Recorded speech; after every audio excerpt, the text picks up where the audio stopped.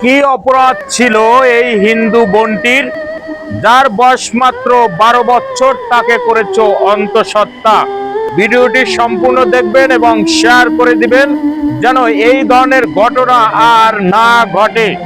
সবাই ভিডিওটি শেয়ার করে দিবেন।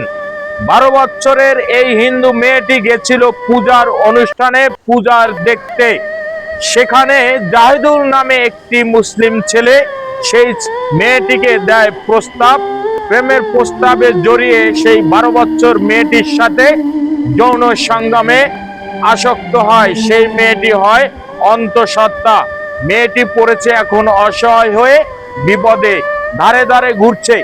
সবাই ভিডিওটি শেয়ার করে দেবেন যেন জাহিদুল রহমানের, এই যে জাহিদুল ইসলাম নামের যে ছেলেটি আছে, তার জন্য সর্বোচ্চ শাস্তি হয়। এমন অপরাধের দায় থেকে যেন বাংলার মানুষ মুক্তি পায়, এই ধরনের অপরাধ আর যেন না ঘটে, ওর যেন সর্বোচ্চ শাস্তি হয়। আর এই জাহিদুর রহমান নাকি বিবাহিত, তার স্ত্রী থাকা সত্ত্বেও এমন কাজ কেন করলো?